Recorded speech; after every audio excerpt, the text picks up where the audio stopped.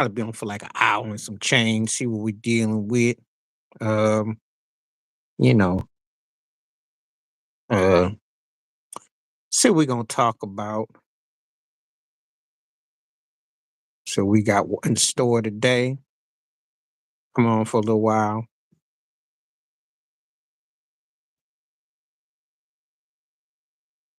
See how y'all feeling out there. There's a lot to talk about, you know. Be on for a little while today,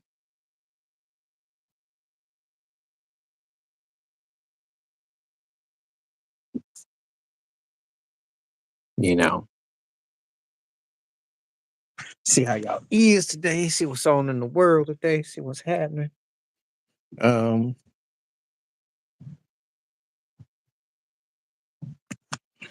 we can talk about I'm gonna create a topic.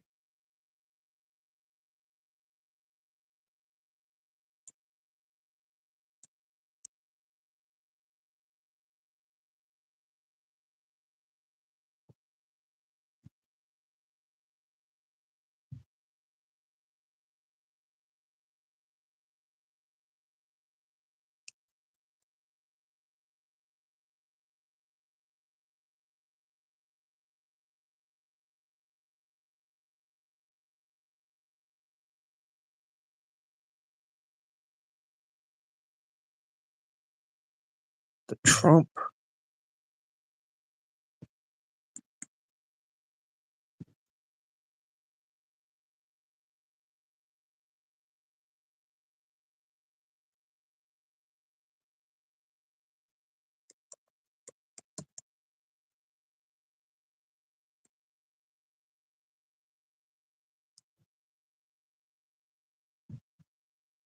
So yeah, so we're just now starting out right now. We seen all kinds of stuff going on. We gon'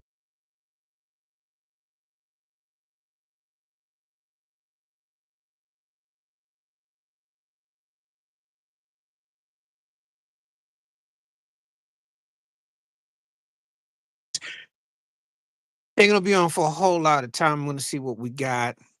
You know how these notifications go. Just kind of enjoying the day. It's a January day. We're gonna take it all in consideration, all what we doing, all we knowing. So I just thought I would see what we got so far.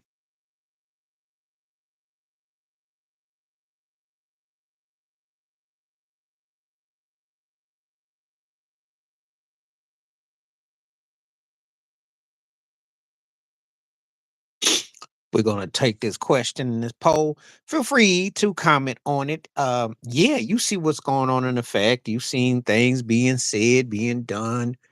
You know, mass deportation, mass with politics, civil rights, agendas, etc. Do you think that this will have a?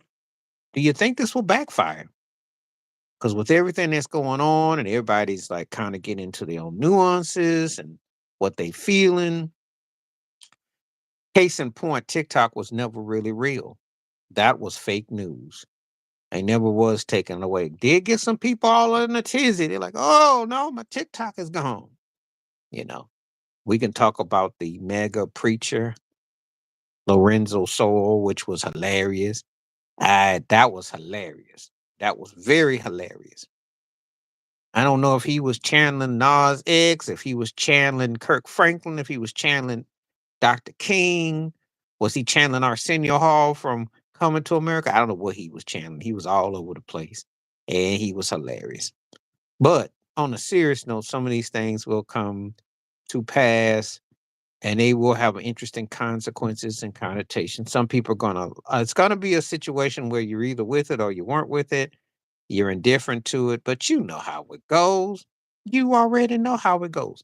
Anybody that's on board, feel free to comment and comment. You got something to say, please hit that poll and let's get it on the show to go. I am welcoming guests to come through. We will see what we got. Feel free to communicate, and we are live. There's a lot going on today in the world.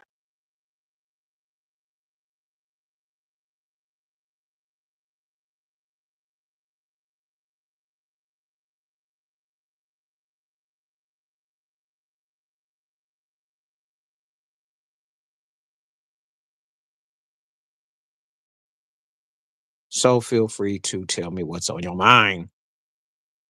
And if you want to communicate, feel free to. We're here today. So far, someone doesn't think it will backfire. I think it's going to backfire. I am a firm believer that majority of stuff is a lot of hot air. And from the source, it's a lot of hot air. But we will see. We will see. People get very somehow he gets into people's minds and they really feel passionate or they feel one way or the other. So there won't be another one anytime soon. I do like your Miami Heat logo. I am a Heat fan. And if you want to talk about the Heat part, we can talk about the Heat part. No, there's no more Diddy parties, but there will be Trump parties. And they all part of the same party. But we ain't gonna get in, we can get into that if you want to. We can talk about it. Because are birds of a feather that tended to flock together in certain travels and scene sections and places and agendas. And if we're all on a balance of life, we can see it all as a strife. We can all see how it all rolls and what it all in details and what it all becomes. Anyway, hope everybody's having a good, safe week with all the health and everything going on. And LA is getting more prayers and thoughts of LA and everybody that's dealing with the weather and inclement weather and going through what they're going through. I want to send some thoughts and some well wishes. Um, Shout out to Bernice King, Dr. Martin Luther King's daughter, who was subjected to that sexy red AI photo. That was embarrassing. Now I was surprised though, because some people just be putting stuff out there and they do that on purpose. They would not do that to a white figure if that was JFK or RFK or any Richard Nixon. KIR, I don't know what that means. Please tell me what that means in English because I don't know what KIR means. But do tell me what that means. But anyway, a lot going on. Inauguration, a lot of stuff going on. And then a lot of stuff centers around politics. You do gotta wonder and be concerned about a man whose whole agenda is to build everything around him. When I think of Trump, I think about that old Billy Crystal routine when he was impersonating Prince and he said, I am the world, I am the children. Because it is coming to be that. It is a very self indulgent, self centered mindset that is taken over. And it's not good and it's not healthy. But there are people who don't mind and they're okay with that. They're okay with that. Um, I stand by what I said before. No reparations, no vote, no support. I don't, because I it's gonna play itself out to be a joke. It really will. And we know that uh Elon Musk is the one that's really this is what's up. You spend all that kind of money, you know what's up. So, but we'll see how it all played out. It is comedy. It is comedy. And people get really all passionate about it. They got a lot to say about it, but you know, it usually doesn't end how people think it's going to, and it's going to be a lot of like, "Oh, we didn't see that coming" type of things. I'm just saying, there's going to be a lot of people that are going to be kind of like surprised that they thought this was going to be one way and it turned into another, and you're going to see it happen. So anyway,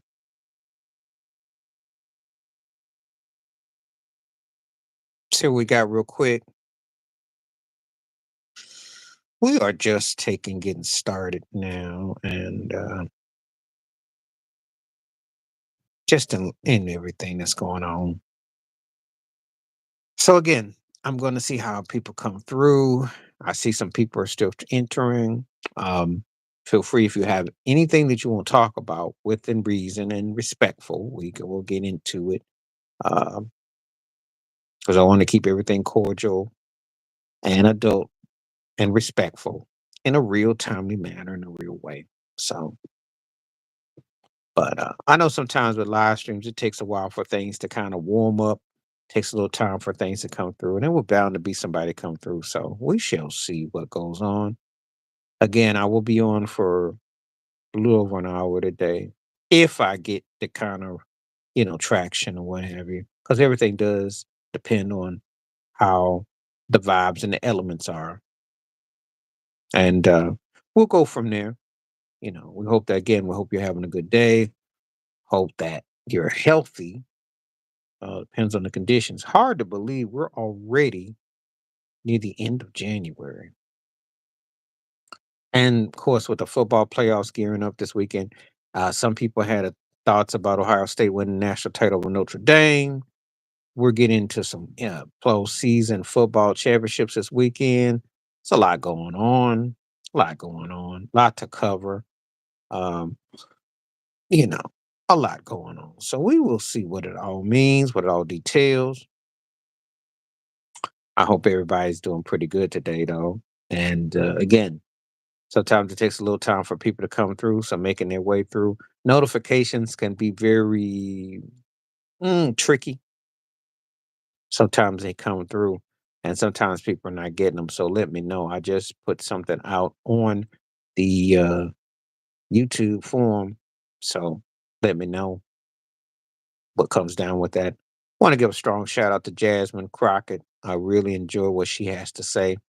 I watch every chance she gets, how she be hitting that floor on that center floor. So much respect to Jasmine Crockett, one of my favorites. One of the few people in politics that I halfway will pay attention to. One of the very few. Shout out to Jasmine Crockett. And a lot going on, a lot of stuff to take in. So we just kind of taking it easy today, you know.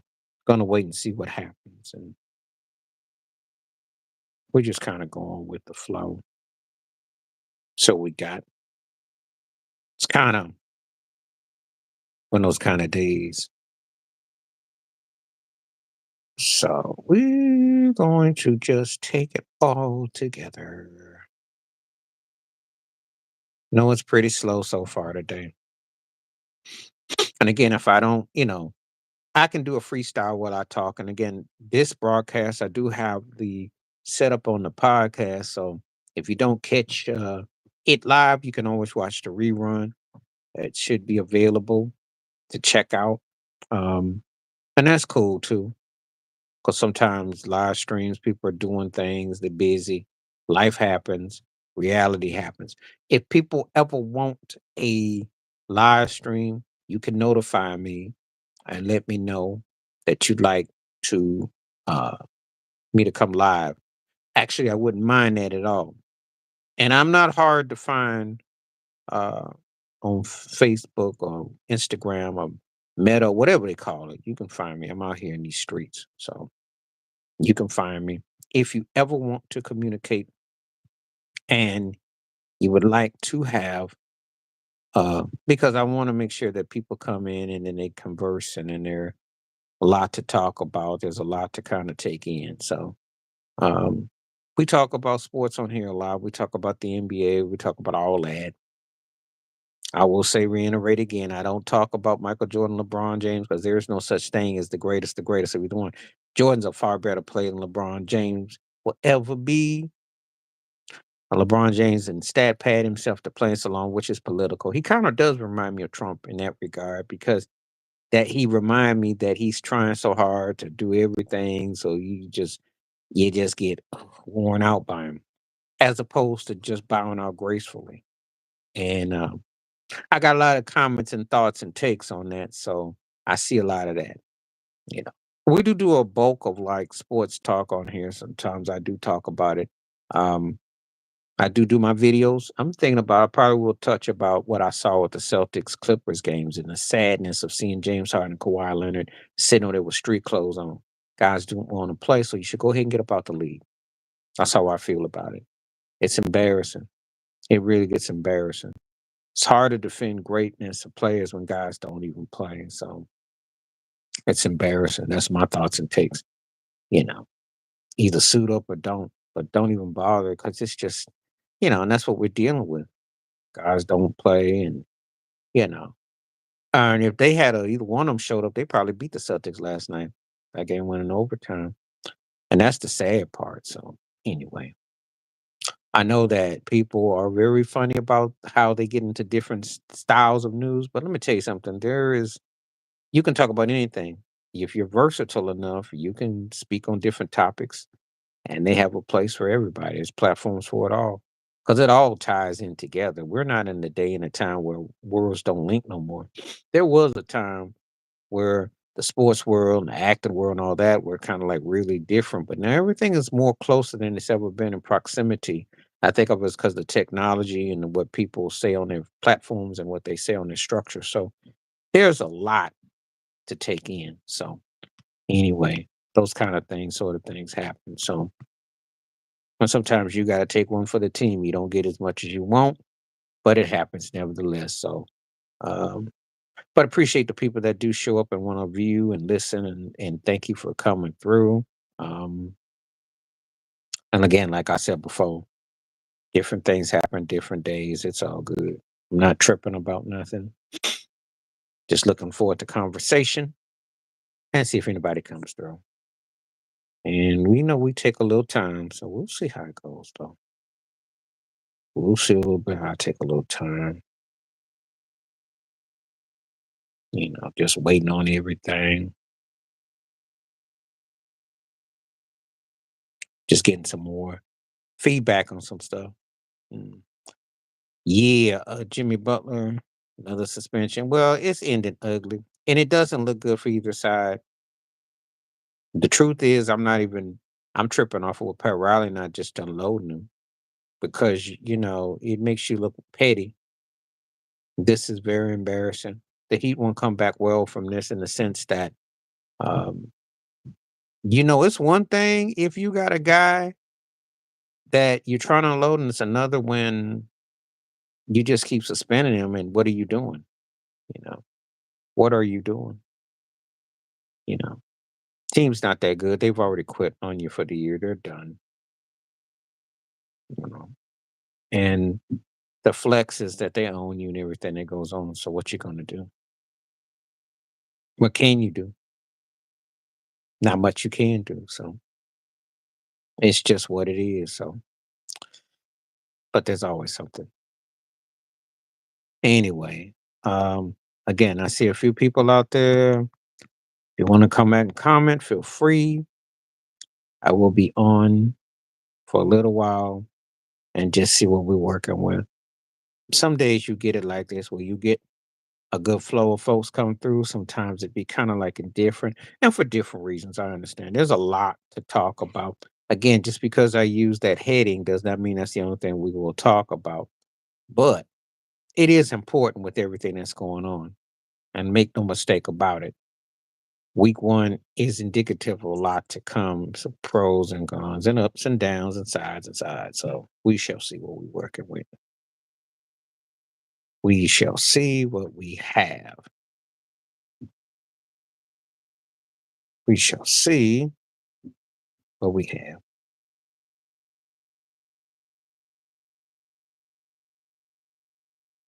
So let me take a peek.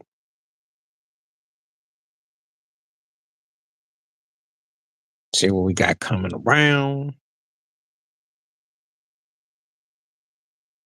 On those kind of days where you just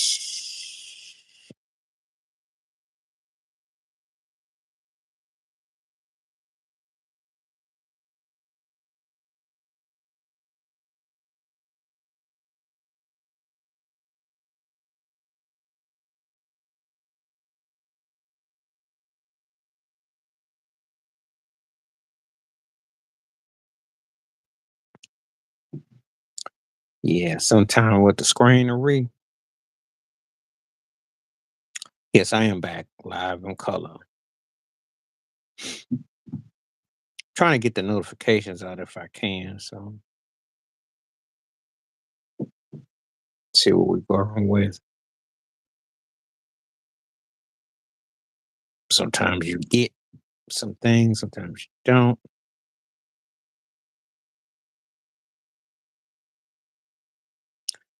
Seem like we get more people coming through. And again, I see more people out than about. It's just comments and what have you. If you're coming on board, feel free to come on through. Um, Welcome conversation.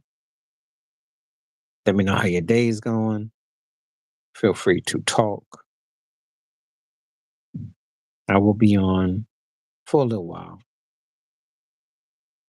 as long as I see somebody coming through.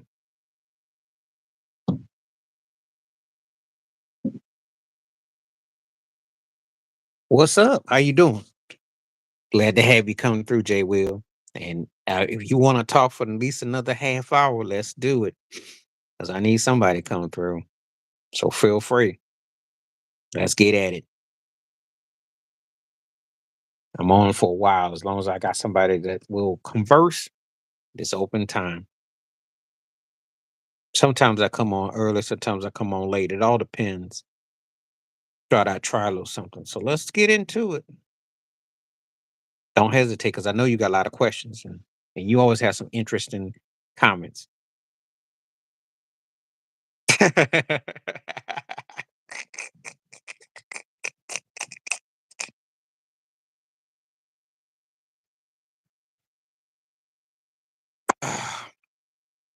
And that's what I like about you because you be finding some interesting, funny quotes. Peak of what? The peak. It was the peak of his finals. If he said it was the peak of his finals, I give you that. Um, if we're talking about dynasties, they do be all over the place. They do be all over the place. I've got no control over it. But just so you know that I stay one as authentic as I can be. I come up in here anyway, but I got no control over what they put out, what they don't. It's so much goes on, so much goes on. Um, that's a video. That's a video. That's a video. And thank you for telling me that one because that comedian, he is so funny. The best basketball played. How? How? He would say something like that though. And see, this is why I always wonder what he's be smoking. But let me thank you for giving me that. That gave me material.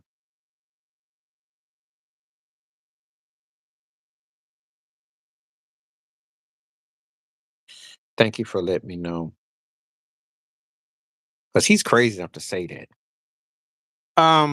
Whether he believes that's another story. Cats say anything now. Everybody is entitled to think their era basketball is the best. Except I never hear Larry Bird say that though. I don't hear Larry Bird say that his was the best, even though I do think the 80s was the best that I saw as far as the overall. You had identity, you had structure, you could score, you could defend.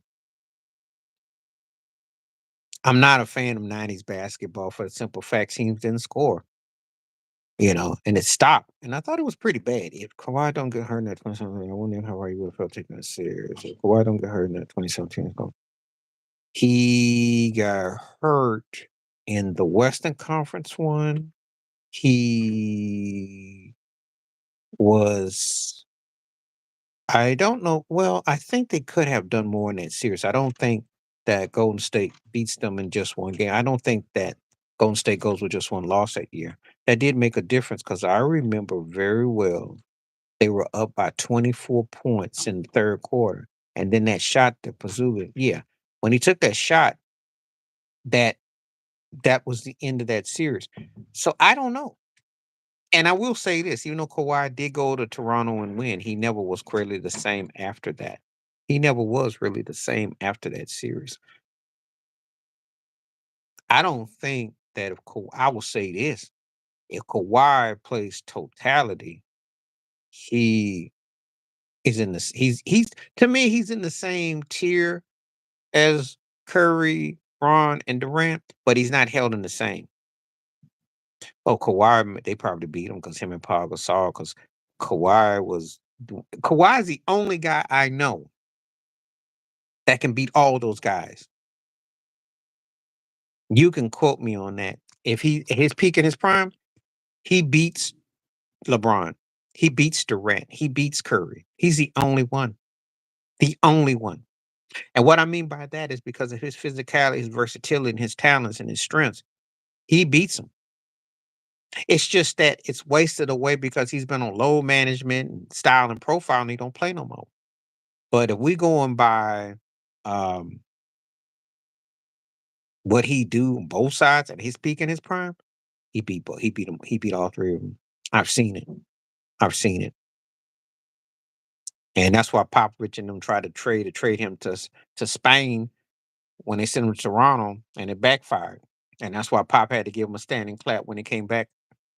But you can't boo that man because that dude is the truth, and he is.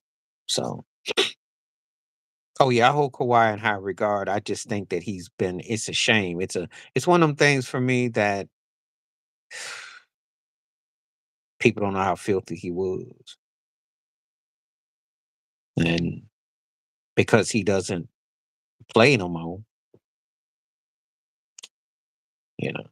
So that's a shame. Okay, Jay, we'll keep on talking because I like this one. This is going really good. I never get a chance to unload and give it up to Fuqua. Do you think the words are cheating for the Chiefs?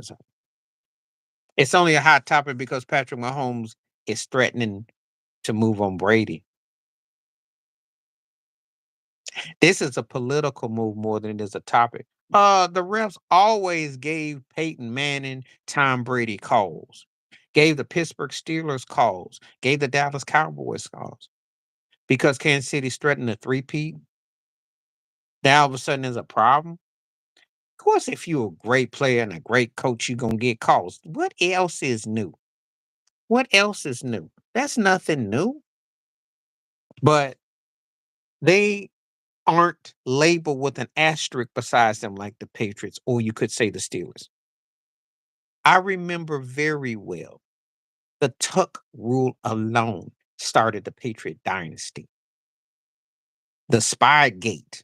Do you want me to get started? Kansas City ain't been yeah, some refs making bad calls compared to actually having cameras. Remember cameras? Remember Flatgate? I mean, come on now. So you can't say nothing. Tom Brady bet not say nothing. Yeah, he's arguably the GOAT and all that as a quarterback and one of the greatest players. He can't say nothing. Belichick can't. They can't say nothing. What you gonna say? What you gonna say? What you when the commissioner destroyed films and stuff? How you gonna make Kansas City the bad guy? Taylor Swift. There's always been pop singers hanging out with quarterbacks.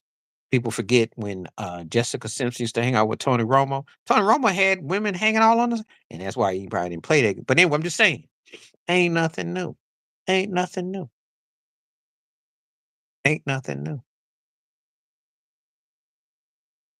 So when people go on this tirade, like all of a sudden, this ain't nothing new.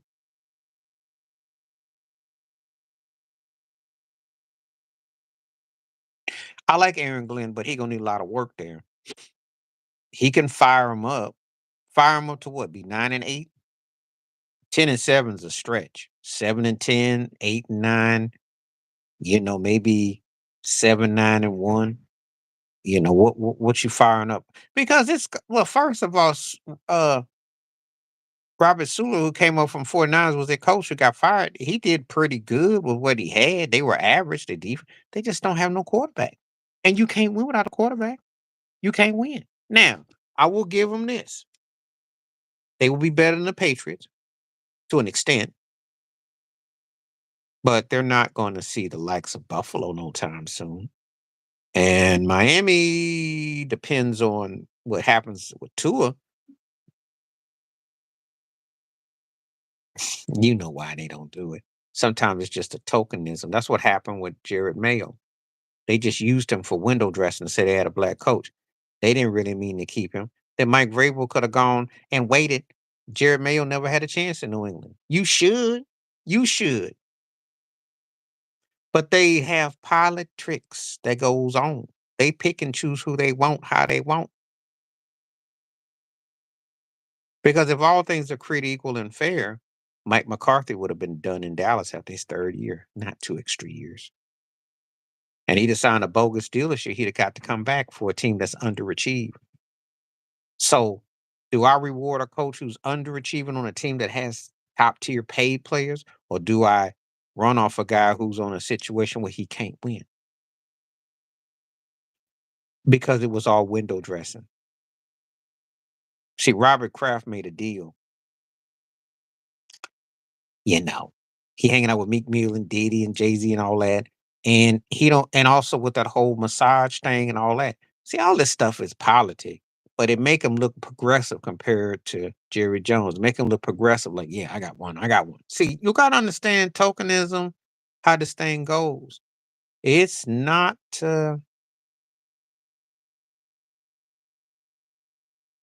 Yeah,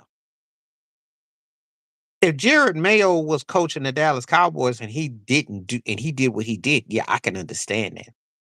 But you gotta make it make sense that Mike McCarthy gets 5 years and Jerry Mayo gets 1.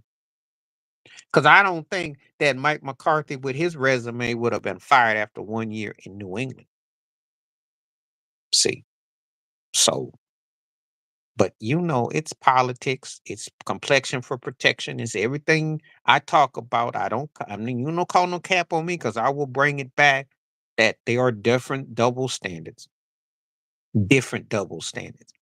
Everybody don't get treated and hired the same. Think about it. Aaron Glenn didn't get offered that Chicago job. Ben Johnson got offered that job. Caleb Williams is a top prospect. Give me a quarterback to work with. He wasn't going to leave. That was only because when and the thing is, if they give that catch to Dez Bryant in 14 and they go to the NFC Championship game, Jason Garrett would have still probably been coaching to 2022, 2023 because that's that one catch that got overruled is the reason why he got let go when he did. Because then he would have actually had that team that would have bought him at least 2 or 3 more years. Because Jerry Jones don't want to make nobody he only wants homegrown or people he can control and dictate. That's all. So, Garrett, they catch that ball, they let that ball stand, you know. Oh, yeah. Because I don't know if you watch old NFL films. If you watch the '77 Super Bowl when Roger Staubach threw that pass to Butch Johnson and Butch Johnson rolls over the end zone, the ball comes out, they called it a touchdown. Well, look at that play with Butch Johnson on that catch and look at that Dez Bryant catch in 2014. And you tell me which one looks more like a catch. I'm just saying. And I like Butch Johnson because the California Quake, the dude was entertaining. But if you look at the two, let me know which one looked more like a catch. The Butch Johnson catch in the end zone against the Denver Broncos on that fly pattern or the Dez Bryant corner one against Green Bay. Let me know. So, did Butch Johnson Super Bowl catch? Because you'll see what I'm talking about. He rolls over. So, what's a catch? What's not a catch? I still remember that Megatron one that got took back some years ago. He was in the end zone, he rolled, and they said no catch. That was a football play. And I'm gonna say it like this though. That's not why Dallas lost that game, though. Aaron Rodgers still moved that ball, but it could have changed the landscape. But if that goes and they win that game, no matter if Dallas wins the Super Bowl or not, well, win a Super Bowl, Jason Garrett's still there right now. Lose, he's still there right now because he would have shut up his critics. But the point is that catch not being a catch. That's why Jason Garrett wasn't around the last 2, 3 years in Dallas because they were not going to get rid of him. They were not. And I know Jerry Jones. He likes people he can control and run with. That's why Meathead McCarthy was perfect for him. Yeah, Dez wasn't the same because his career pretty much that was the end of it right there. And you never know. See, and this is the thing. That's what makes the Mahomes run and Truck Kelsey all that run incredible. Football is one of them sports that you might not ever get another chance again. It's the toughest one of the three. I know people gonna come at me and say baseball, but how about if I told you Dwight Gooden won a World Series in '86 with the Mets, then turned around 10 years later and was with the Yankees and pitched a no hitter and was playing Strawberry. Baseball team plays, but the NFL, 30 years for the 49ers and 30 years for the Cowboys when they dominated the 90s and the 80s and 90s. And you see how tough it is, and Washington hasn't been. It's real in the NFL. It's real. Look at the Detroit Lions. This is all new. The Lions run is new. They suck for a long time. The Oakland A's did it in the 70s. I'm to the Yankees in the 90s. That's about it's hard. Baseball's hard. It's hard. Because what's considered a dominant team does not mean that you go three. Baseball's hard. Just to repeat is hard. Toronto Blue Jays did that in the 90s. The Yankees did in the 90s. It's hard. The Atlanta baseball team went to all the World Series. It's hard to be successful in baseball year in and year out because so many things happen: injuries, salary caps, people move. It's hard. That's why people don't usually make a big deal of how many rings you got in baseball because no one's gonna sit and tell you that Yogi Berra is a greater catcher or a player than Mike Piazza or Johnny Bench. They're not or Roy Campanella. They're not gonna do it. But he was with a successful franchise and he was great for what he was. But just saying, baseball is a tougher sport because what is considered dominant and great might be a year or so. It's not the same. It's tough. Yeah, because think about Kevin Durant. If he don't get hurt in that Toronto series, they win that series. Because he was unstoppable in game 5, and Clay got knocked out in game 6. So it's true. Basketball, injuries play a big part. I think the Lakers Bulls series, I think the Bulls would have been a team. That would have been a different series if James Worthy plays. I do believe that would have gone 6 or 7 instead of 5. I do believe that. Even though I thought that Laker team was inferior to that Bulls team in 91, I think it would have been different. But I can tell you it's true. Basketball really, because sometimes you can see momentum and then something occurs. Carmelo got hurt in the '04 finals against the Pistons. It wasn't going to make a big difference, but it could have made another game for the Lakers to win as opposed to losing in 5. So it is true. It can play a part. We'll never know what's up. What's happening. Well, because he is a good coach, and of course, a good coach is going to be rewarded. Perimeter, I got to give it to Bruce Bowen because he could guard anything on the perimeter. He was Mr. Stop You on the 3-point line. Tayshaun for me was strongest when he came up over you, chased you down, ran you down, and he provided you. He caught you at the top of the key for making you move to the baseline. That to me was his strength. Then he was SWAT happy and he could get you. But Bowen, the way he flexed on you on the perimeter, the way he would lock his legs, some people say stepped on toes. Take it how you want to take it. Yeah, Kevin O'Connell deserves that option, but they still got out coach. He got out coached though. He was tough. He put that NOI, Nation of Islam bow tie on, and he was like ready for business. I kid you not. Bruce Bowen was ready for business. That's why I said Nation of Islam. Had that bean pie ready and locked your butt up. Locked your butt up. And Ernie Johnson took his bow ties. It was, low key gentleman talk and get on the court and just step out on your shoes and just crunch you up. He was a great fit for San Antonio too. And once in a while, he make his 2 or 3 3-pointers, get his 9 or 10 points, and that's all he needed. And that was gonna put your butt to sleep. That's how they did it. They had a recipe for that too. They had a recipe for how they beat your behind, wore you out. Mhm.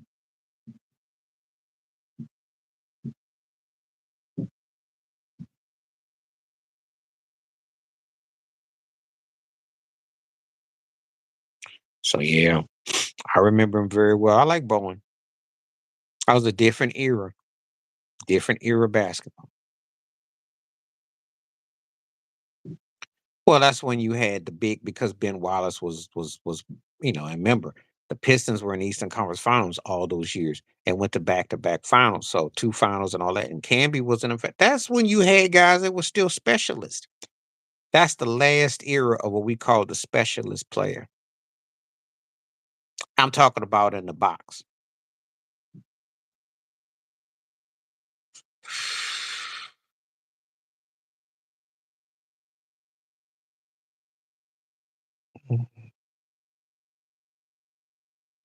I could say true because they got a lot of range with guys that where they were drafted. You can make a strong case. I mean, obviously I know where Kobe would landed in that one. So you can make a strong case for it. And also the fact that high schoolers, guys coming from high school, that's what's gonna give it the edge. Do I think it was better than 84? No. But modern drafts from the 90s onward are going to get an edge because not only because of guys coming out of high school, but guys coming from overseas and of course college. So you got a lot more options and ways that it's done differently. Is it fair? No. Yeah. Yeah, I'm not arguing with that, but also taking the serious in what I'm saying because you have high schoolers and then you start international, that changes the landscape. 84 did not have that. You did not have anybody going straight from high school to the pros, and you did not have as many players from overseas getting that kind of situation. So anything that comes from thereafter, that's the only argument they really got because the quality and tier of the player, we can debate that. But we talk about the draft class in terms of the totality. Well, yeah, because you got more options. You got more options. So it's different. You have more options.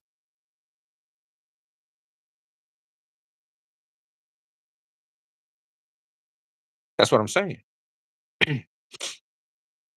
And if you can get a guy to come out of there who defensive player of the year, wins a world championship, goes to a couple finals, is in MVP voting, and has a 10, 15-year career, well, that's a steal. That's what they got going for them.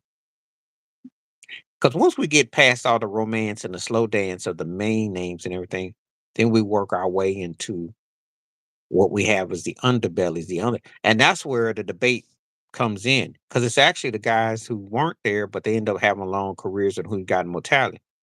We already know that Jordan, Elijah won, Stockton, some of the guys that you can name off the top. But then what about the rest of it? How's it compared to the rest? So we go 10 on down, 96 is gonna get the win. And then when you get a guy like Ben Wallace, you know, so there you are.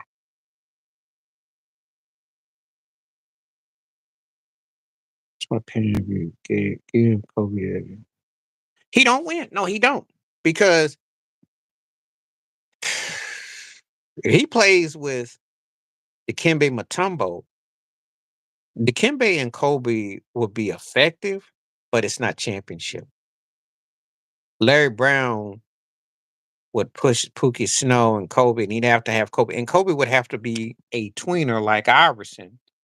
But the problem is that he'd run him ragged.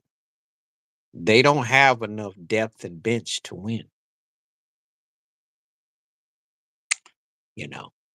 And so it took a certain type of play because Kobe's that everything worked in components. Rick Fox, Derek Fisher, that worked.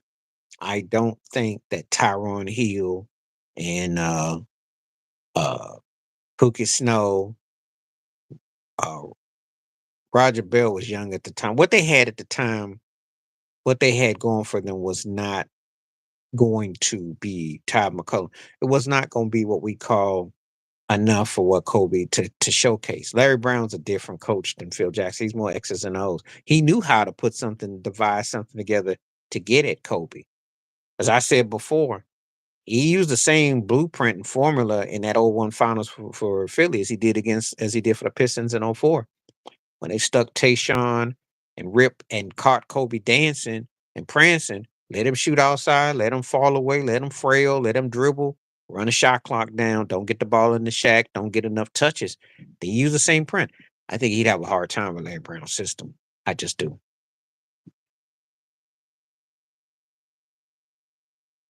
Iverson with Shaq would have won rings. You want to go there easily because that's what Iverson was missing.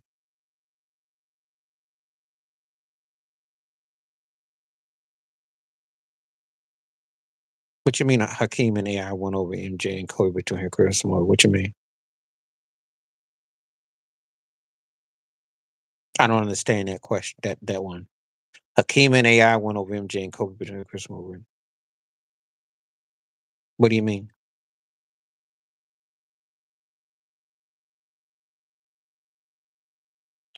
Oh, because Elijah turned out to be one of the greatest centers ever. Who's going to argue about Elijah one with his career? This is the thing about Akeem is that he just didn't play with a dominant point guard, and he was a bit. See, when I get into discussions about Elijah one, everyone wants to point out 95 when he got the best of Shaq, even though the numbers weren't that drastically different. But he at the time he was more fun. He had been in the league and he'd been in 3 finals and he played incredible ball. And he's one of the greatest athletic centers I've ever seen, footwork, movement, etc. However, the mental capacity of him, I don't think it was the next level. But things had to go a right way because they kept trying to act like they want to trade him in Houston. But he turned out to be one of the greatest talents ever, league MVPs, a total package. How you gonna argue with that? How would you? When Jordan came out, centers were still dominant, so you would go towards a center. How you gonna argue against Hakeem? Because Jordan gives it up to Hakeem. How you gonna argue? Kobe got footwork from Hakeem. A lot of people got stuff from Hakeem, so that's not no argument there. How you gonna? You can't. He's a winner. He was tough. He was bad. Same thing with AI. AI was a tough force. Played hard. Did what he's supposed to do. Got the most out of what he got out of it. He's one of the greatest players ever to play. And he's one of those kind of situations that had he had the right talent around him, people know he wins. I think it comes down to the reason why you don't hear much criticism is because if you give those guys the right complementary parts, what Jordan and Kobe had, not now. You ask me, do I think Hakeem and AI are greater than MJ and Kobe? AI ain't in that conversation, but Hakeem would be with the right point guard. You give him a Magic Johnson or a Stockton or somebody that was his driver, fed him with his skill set, you might have an interesting case.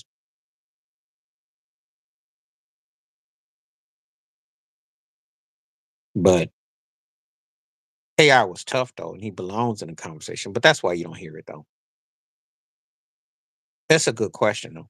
All right, Jay, we'll keep him up. That was a good one. That was a good one.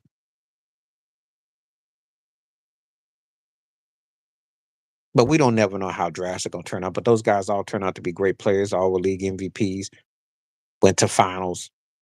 So AI didn't win. He went to one finals and win, but he was a great player. So that's why it's not no big knock. But if AI had the same situation as Kobe, you know, that's the reason he had a great career. All right. Let me know if you got anything else you want to talk about because it's getting quiet again. Feel free, feel free.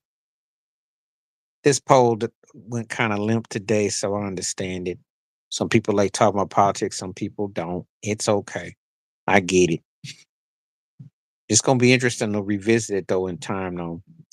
First week out, we will see. Anybody got any more questions? Feel free to ask. I appreciate you, Jay Will. Thank you immensely.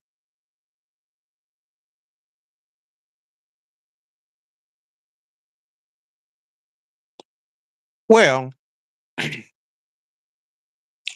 Rubio was hyped at the time.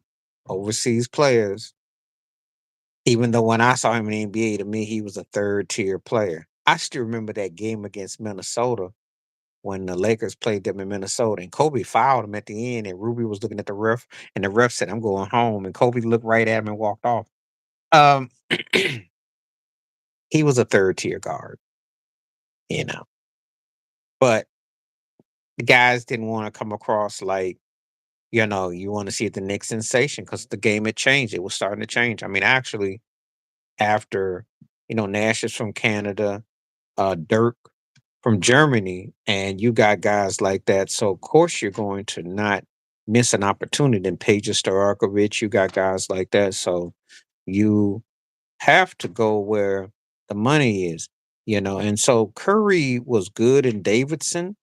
He didn't go, he had some injuries with his legs and stuff. And so there was a kind of a cause for concern that, hey, what will he be? How will he be? That sort of thing.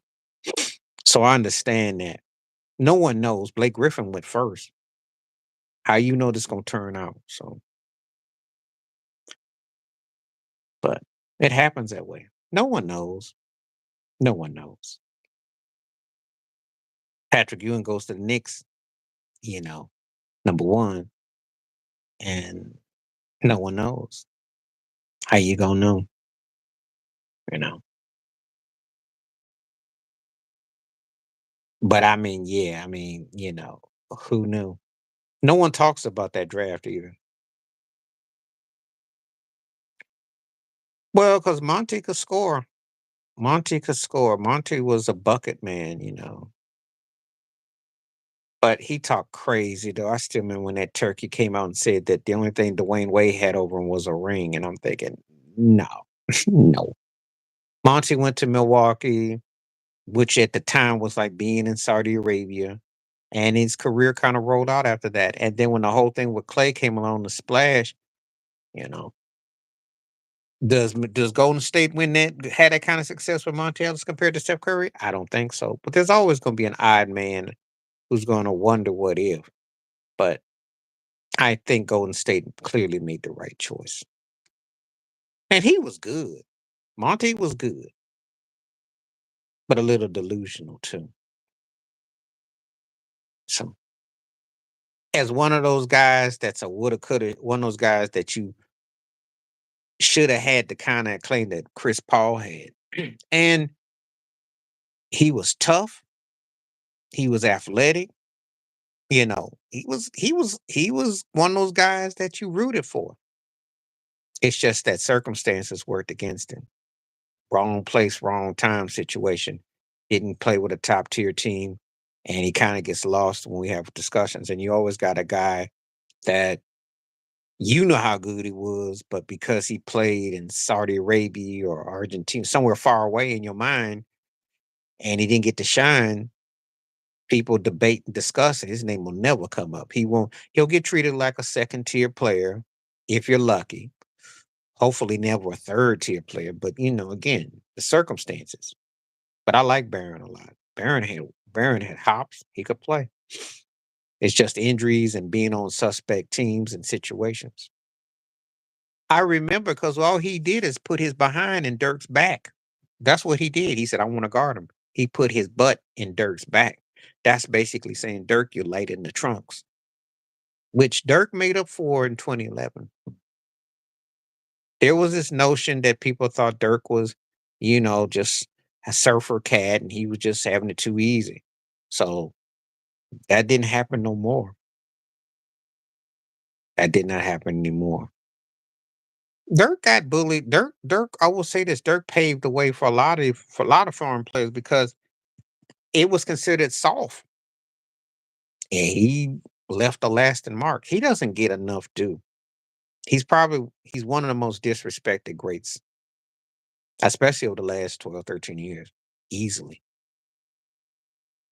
Because look at what he did with that Dallas team. I dare LeBron James, I dare Kevin Durant to do that. Now they will be historically considered better than him, but asking me who I was more impressed with, it's Dirk. I dare them to do what he did. That man took a team that really was either old or leftover parts. I don't know two people gonna take JJ Barrera and Jason Kidd was pushing 53 and Pager was pushing 58. and you're gonna push that team over and with Tyson Chandler, to do that. And I hold Mark Cuban accountable because why he didn't run them back because they did Dirk a disservice. Jason Terry played out his mind. I mean, but yeah, the Warriors punched him at that time. That's when they got him. They put the butt. But he put the booty on his back and he wore him out. But that wouldn't happen again. So anyway,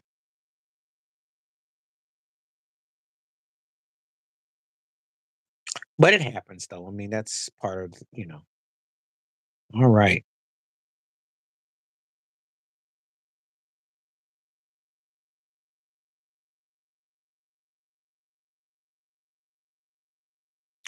Now I'm thinking I might either come back tomorrow or I might come back on Sunday. So it'll be one of the two. Don't come along. Anybody? What are you taking off for dirt?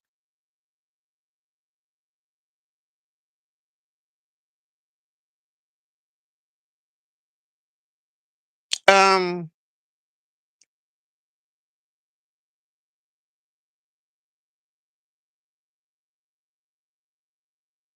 I gotta probably take off.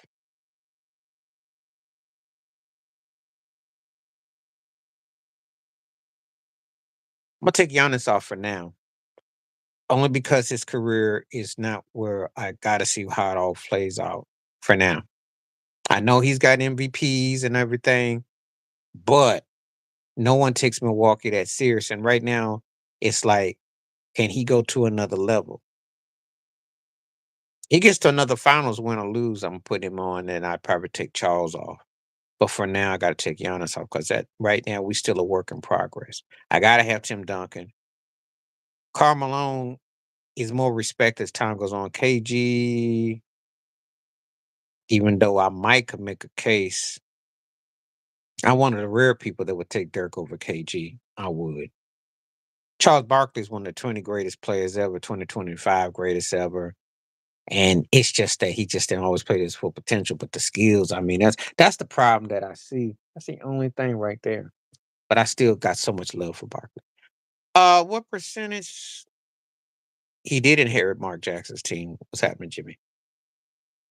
I give him 60%. And I'll tell you why. Because if they force Jalen Hurts to beat them, I think Washington got a good chance. And Jaden Daniels is poised. I saw a picture of him and Doug Williams today. He gonna be a problem. They got 60%. I like them at 60%, better than half. I wouldn't even call it an upset because I don't think that if I don't look at the NFC as an upset. I think that if those teams are just separated by a couple things, I think Barkley's the MVP. But am I blown away by Philadelphia? No. Because to be honest with you, the Rams could have won that game. You take that fumble away, and Sean McVay coaches a little bit better.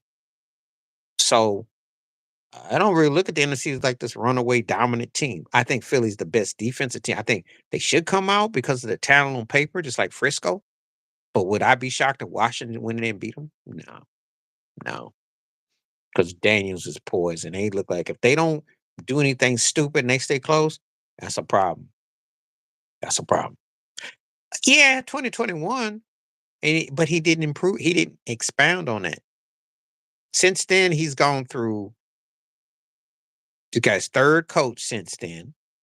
Got another league MVP, but Boston's the best team. And he's not in consideration for running a team to lead them back to a finals. So that's the problem that I have with Giannis. I like Giannis. He might be the second, third best player going. You got him, SGA, and Jokic. That's it right now. But if he can't will his team to get better, that's all we got.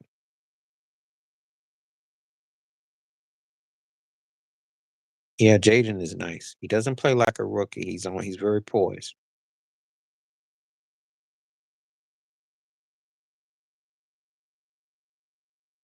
No, he won't go down as the greatest and then win the Super Bowl. That still belongs to Dan Marino. But he'll definitely, if he don't, he'll be in that top 2, 3. It won't be more than 1 or 2 more than him, and that'll be hard pressed. You'd be very hard pressed, and that'd probably be only Marino, to be honest with you. That would be it. No, no. And I like Jay. I think he's one of the most disrespected quarterbacks I've seen. But if they don't have Saquon Barkley doing dominating, they're not a threat because everything is predicated on how he and allows that team to cover their flaws. He's always a threat to book and break the game open. The problem with Philly is they have to get turnovers. They have to play a half field of football and get some catches. He's the difference maker. I said from the getty up, he's been the best player on the team, best player I've seen all year. He might win it. Yeah, because do I put him in the same category with Patrick Mahomes, Josh Allen, Lamar Jackson, Joe Burrow? No, I don't. I don't.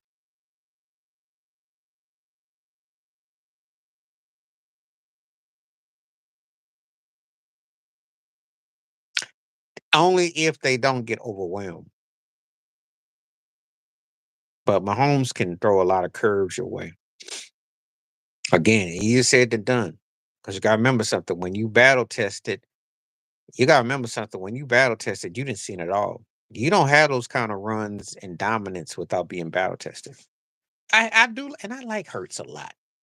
He gets disrespected, but the NFC doesn't really overwhelm me with the quarterbacks. Who are the best quarterbacks in the NFC? He's one of them. Kyler Murray's one of them. Matt Stafford's one of them. And then I'm supposed to believe Jared Goff is one of them. Jordan Love. You see where we go with him? We start, and we don't Baker Mayfield. You see where we go in the NFC? Now Daniels is clearly one of them. But who are the quarterbacks in the NFC that I'm blown away by? I like Hurts. But if Saquon Barkley ain't there, they're nowhere near an NFC championship game. And Salami's probably fired. If the Commanders beat Philly, then they look pretty downright special. They do look special. This is where NFL parity kicks the NBA's behind because this is what you didn't see. Thank you, BMJ. This is what the NFL, why the NFL is better than the NBA and baseball for that matter too, because anybody can get and you can see it coming. You can go, wow, and you get impressed. And that's what you need. That's what the NBA is missing. And the NBA needs somebody like Shea Chris Alexander to win the ring for OKC. They need OKC to win. But one thing about Kansas City, they play up to who they play against. So they can move the ball if they do what they're supposed to. Well, I can't see Buffalo beating them if they play like they did against Baltimore either. Because the Bills didn't really win that game. They just happened to have enough things go their way and the turnovers and stuff. I thought they didn't really win that game. They didn't utilize James Cook like they're supposed to. They hit a few plays here and there, but Baltimore controlled the game for the most part. The time possession was pretty close. It was a turnover. 3 plays was really it in the game. Kansas City's defense, they played enough on defense and they slowed it down just enough. They did, but Houston wasn't gonna win the game no way. I don't want to hear CJ Stroud and them talk about who the refs were against us. Y'all not that good of a team. I watched y'all play. Yeah, y'all had all those interceptions against Justin Herbert, who sucks, by the way, and horrible in the Chargers. Y'all don't play like that. I like SGA. I think that Boston will get the fan favor because Tatum and Brown got a lot to prove, but there's not. Why should I be? They don't stop the run. No, I'm not. It's not about a secretly rooting. I want the Bills to win. But I'm also one of those kind of people that if Mahomes beat the Bills and he was the three-peat, I wouldn't lose. I wouldn't cry. Being real about my team. I want them to win, and I wouldn't be surprised if they can beat Kansas City. But they got to play a complete game. They got to look more, That first game, both the last 2 games, they gotten behind 7-0 because Bo Nixon hit that bomb, and then against Baltimore. You cannot play behind against some teams because sooner or later it can catch up to you. So I'm being real. They have not done a good job against the run, and they were very fortunate to beat Baltimore. I'm keeping it 100. I'm just keeping it real. And I'm also being real about what I see. It's not about what I want, it's what I if they play like they supposed to, then hey, what's up, Tom? How you doing? How you doing? Great to see you. Thank you for coming through. So no, but I'm also not oh boy, taking it back 30 plus years ago. If it's that Super Bowl, the Bills got well, of course it's the real Super Bowl. Because Washington and Philly, even though no, the game's in Kansas City. Even though because Kansas City got home field advantage. Even though Washington and Philly got a history and a rivalry, it don't even seem like that. This Kansas City Buffalo, because you have two of the best quarterbacks and you have well, Josh Allen breakthrough, do what Joe Burrow didn't do, you know. So it's a storyline and a storyline. That's what makes it so compelling. Washington and Buffalo would be a compelling Super Bowl because of Jaden Daniels and and Josh Allen. Will it be, and something's got to give.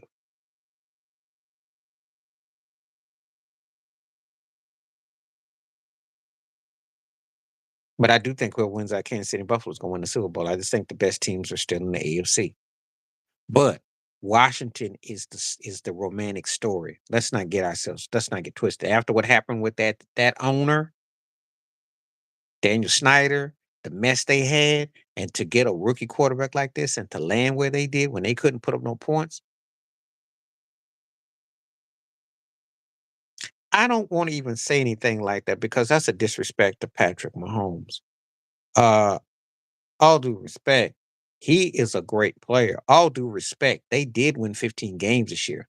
All due respect, Andy Reid is one of the greatest coaches ever. So it's not like we sitting up here watching something that is not legit. Now we can get nitpicky about calls, but then again, I didn't watched the refs at work. So this is not something that I don't know what this. I know what's at work. They scared of Mahomes.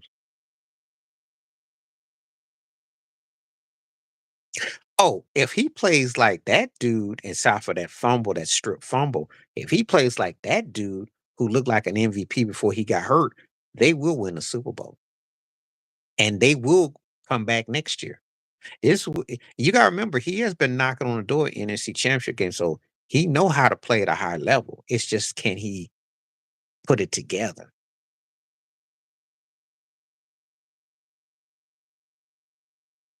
I'm not gonna get into all the money line. I'm just gonna say it like this. You know, there's not a lot that separates teams, but there's a lot that separates teams. So basically, your talent, our talent, what you coach, what you do. So that's all I'm gonna say about that. You know, and all I say at the end of the day, let the best team win. I'm not. If Hertz can play like half the dude he was in that Super Bowl, they not gonna lose because that's what's really hurt him. That's why AJ Brown him because and he's not quite full tilt. Andy Reid is a great coach. When you win 3 rings, you've been to 5 Super Bowls, you in rare company. He's in the Don Shula Bill Walsh circle.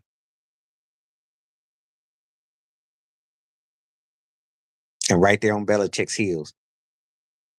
So, because 7 straight AFC championship games, come on now. You can't write that. And you can't make a movie that accurate.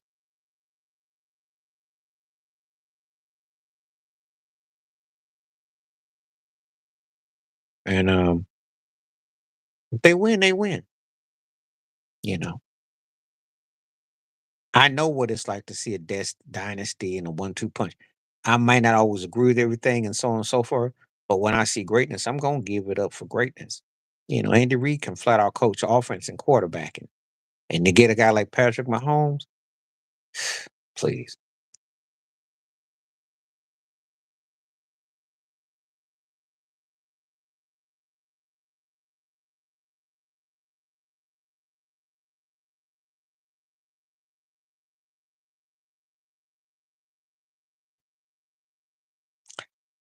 This is the thing. People have already made up their minds. It's not going to change what they change. I think what hurt Zeke is that I think he's one of the greatest players ever, one of the greatest competitors ever. But you see, the thing with Jordan is this: it ain't just on the court; it's also perception off the court, and it's also so much politics involved. Zeke wasn't pushed as a commercial commodity. He went to 3 straight finals, 4 straight Eastern Conference Finals, two-time champion, Finals MVP, and never got as so much as hardly a good McDonald's endorsement. He got some endorsements, but he never got the kind of love he should have gotten. He didn't get the AI 6'1" and under. He didn't get the respect that John Stockton got. So I understand why he's hurt. I get it because that guy beat those guys and all. It it died with me. I'm not tripping on it. Jordan was the better player, but I liked Isaiah better personally. I was more of an Isaiah Thomas fan. Jordan was the better. See, two things can be true. And I understand why Zeke feels like he feels because Jordan made them out to be the bad guy. And when David Stern washed them away, said they bad for basketball, bad for this, disrespect them, they couldn't make no money off the Pistons. Nobody was wearing Pistons gear unless you were in Detroit or you were diehard. And so they've always had a bad rep. Style the way they play. And it wasn't pretty to sell it to middle America. And there was a lot of politics. There was a lot involved. Even though Zeke's resume says that, hey, NCAA college champion, NBA champion, all that. So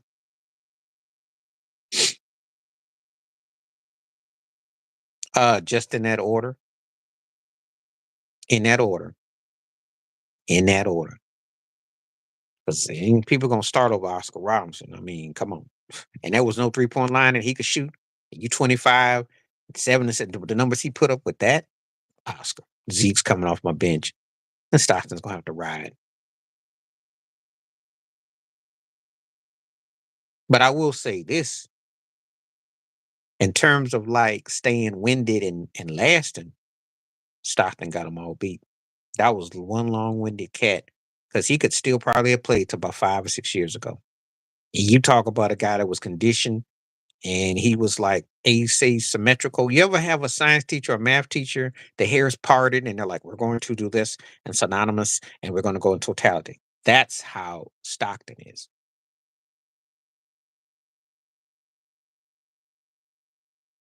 Well, Boston was a great team, and they knew how to defend. And then when you can stick pick people at you, that's what happens. So they should have been did that. I think Ice Cube and them were flirting with that in the Big Three. They should have been did that. They'll do anything to manipulate numbers because if they do that, guess what? Steph Curry's 3-point thing will come to an end in about 10 years. You'll see what I mean. That's what they're doing. You know, and guys do have incredible win capacity, and they're shooting logo threes now. So why not? They wanna make it more offensive because that's what they want the fans because, again, the game is never going back to where it was. So, that's what Adam Silver's gonna have to do. He doesn't want the big bros and guys in the lane, so that's what they do. When you talk about an undrafted Ben Wallace, we have no room for that in our era of basketball today. Sad to say, that's the reality. They don't want that no more. Yep. That 4-point line, 5-point line, they did all that stuff back then. Yeah, back then. That's Shaq's cousin too, if you don't know, yeah. I like Bill, but I like Todd One better, but Todd One got he's Shaq's cousin. I like Todd One better as a VJ, but Bill Bellamy got to shine. Bill crossed over. I thought of him like a 4-tier type of comedian, low 3, 4. I remember in How to Be a Player, a nice okay run, decent small, got some big interviews, got around, you know. He basically a 3 in the morning movie where you can't sleep, you'll see Bill Bellamy movies on. That's how I look at Bill Bellamy. I mean, decent cat.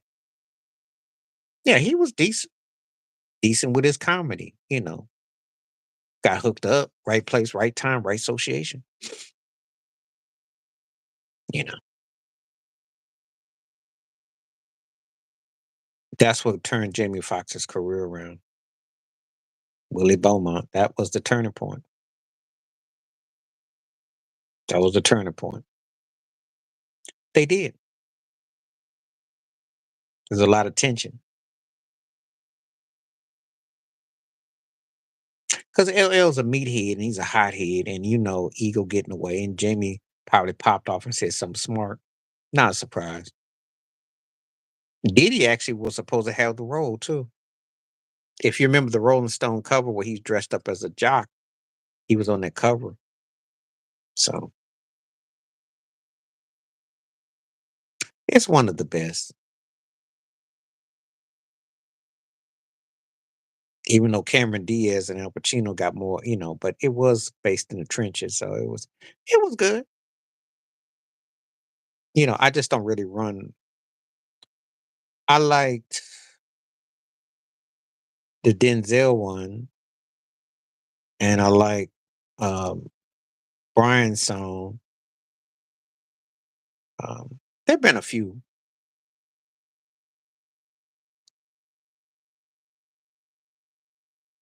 Football movies are very tricky because it all depends on what the storyline is. I thought that show that that was on ESPN was probably one of the best football related things I've seen, but they ran that one off. That was a good show they had. It was only on for a year, but it was good. It was like the NFL meets Oz. It was good, but they ran that joint off. That was good.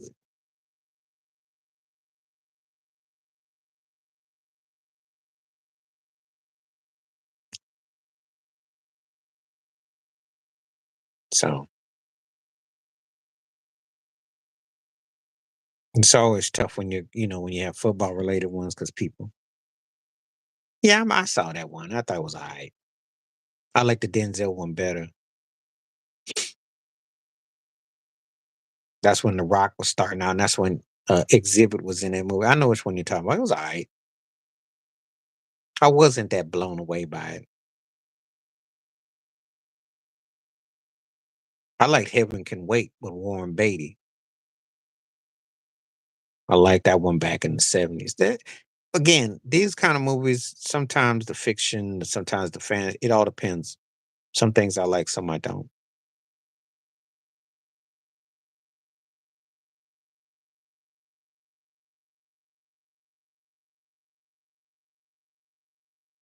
All right.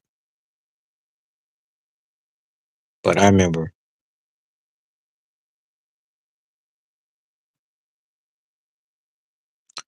okay, need some more comments before I will call it a day. Let's see what we're working with.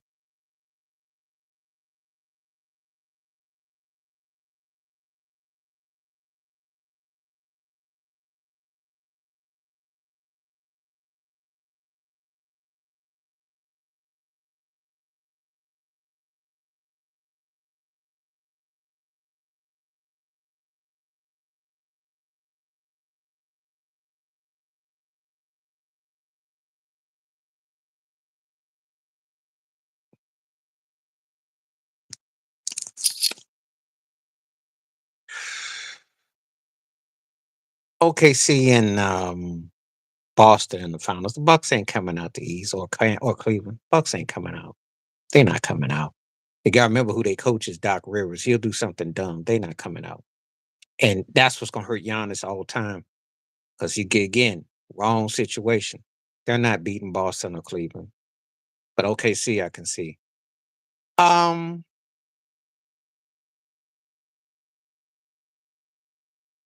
I'm taking Ray Lewis and Reed because Ray Lewis, after Lawrence Taylor, was probably the best strategist at linebacker I've seen. He figure out, and Ed Reed would just be so deceptive. He could fool you. I thought those two. I'm taking those two. Now, granted, Elway's one of the 10 greatest quarterbacks, and Shannon Sharp is probably one of the 5 greatest tight ends.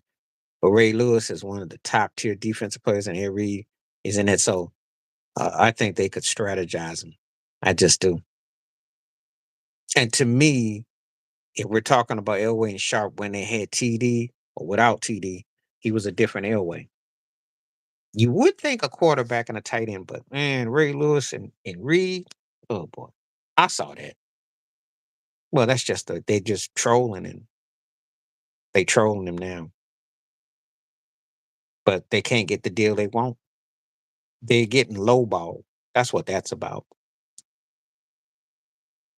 And plus, he had that Phoenix logo on his shoes, but he's getting lowballed right now. That's all it is. They trying to stall. They trying to get a third team involved. That's what's going on. This is what the media ain't telling you. He was, but so was his brother, who was better actually. Shannon had the personality. Sterling was loud and had the jewelry. Sterling was a better talent.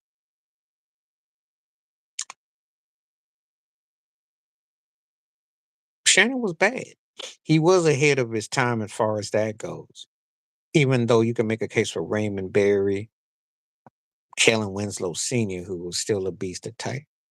But Shannon played and won at big levels, and so considering how far he came, um, I think Butler goes to Phoenix. I think it's a roundabout way. They'll have to depart with some pieces. They want Bradley Beal gone, but Bradley Beal is going to be defiant. So that means either Bradley Beal will go or the coach will go. So that's going to be ongoing to next year, unless, of course, they can give him a sweetening of a deal. I think KD's gone. I think that's going to be the domino that pushes Bradley Beal out. Because ain't nobody going to want to build around Booker and Brett and Butler. That's and Nurse in the doghouse too. I see that they're going to clear house with Phoenix. And that's the only way Phoenix will get better. But they'll have to start from scratch. Yeah. Oh, that goes without saying. I'll make a hot take if you want to call it one. I think that at pound for pound, he was a better player than Grunk because you could run him in the I formation. You could utilize him as a split. He was versatile. He could do all kinds of things. Probably the Phoenix, but it's going to take a third team to get involved. He'll get his destiny preferable. Yeah, me and a buddy used to talk about that all the time. Aaron Hernandez was scary versatile. He came into New England and he fit him and Patrick Chung. Remember Patrick Chung, the safety for the Patriots? He played all them many positions, kind of like Troy Brown did. Cass was scary versatile. Scary versatile. Scary. That's one thing that Belichick has over a lot. I will give him that. He utilizes guys so well. That totality, the things they can do, like Jason Edelman. Uh, he could make guys scat backs. He could take them out the back. It's just little things they could do and make them. And Wes Walken too. He just utilized so well that when they were in the New England system, you showcased them versatility. That's the one thing I will give Belichick. And I don't think he was that good necessarily. To me, he is because think about it. They made him sit a game where he could have broke the record. He is the reason why Philadelphia is where they are. Well, let me put it to you like this. His former team gave up on him, and they gave up on their quarterback, and they got one of the worst records in NFL. And his former quarterback goes to a team that gets knocked out in the first round of Minnesota. Talking about Daniel Jones. So think about all the movements the Giants did and what they lost and what Saquon Barkley did and all the quarterbacks they went through and what they did. That's why I got him as MVP. Okay. Yeah. Yeah. Yeah. Yeah. It's hard to argue against that because if he goes and wins and finishes it up, it's hard to argue against his dominance. He had one of the greatest years ever. And if he goes and finishes it, it's gonna be like some Magic Johnson thing for the NFL. Ironically, who happens to be a part owner of the team. Think about it. Yeah, but he had a better cast of crew. No one saw Jaden doing this though. No one saw this. And when you think about the likes of Philadelphia and San Francisco in the inner city or Dallas or Detroit, to think that Washington, who could even hardly put 20 points up on the board and Ron Revere was their coach to do this makes it even more remarkable and special.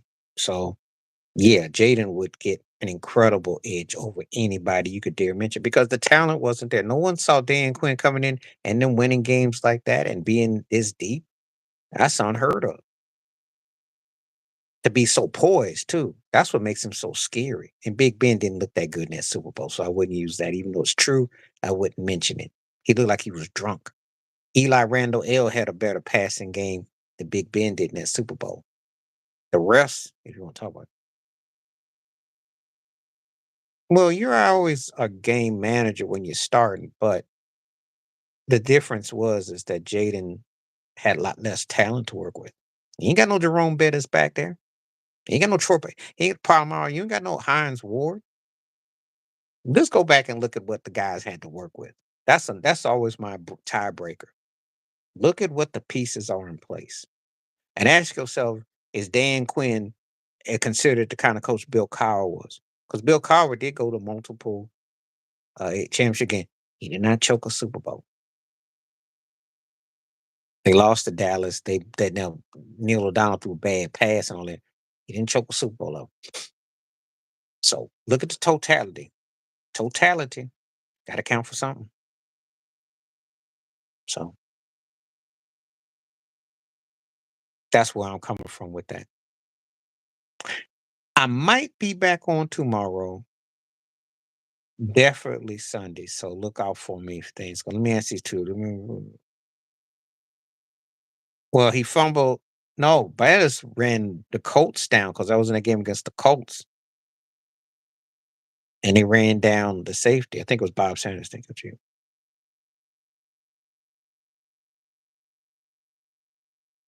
because the quarterbacks get all the attention anyway. They get the MVP.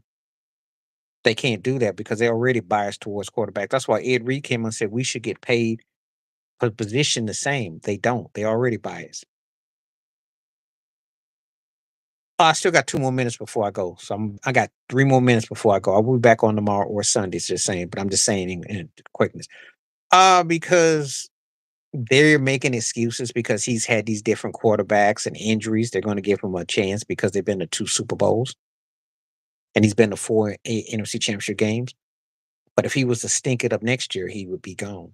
They don't make the playoffs next year, he's gone, I believe. He should be on the hot seat now, though. He should be. Because they didn't choke 2 Super Bowls with 2 different quarterbacks, and they got Trey Lance, who they spent a lot of drafts on that didn't work out. So you didn't go through 3, 4 different quarterbacks, and you choked 2 Super Bowls, and you choked another NFC Championship game. He should be on the hot seat. That's what we used to call it, Kyle shenanigans. So anyway, I think I will conclude right now. Appreciate when they came through, and I look for me either tomorrow or Sunday.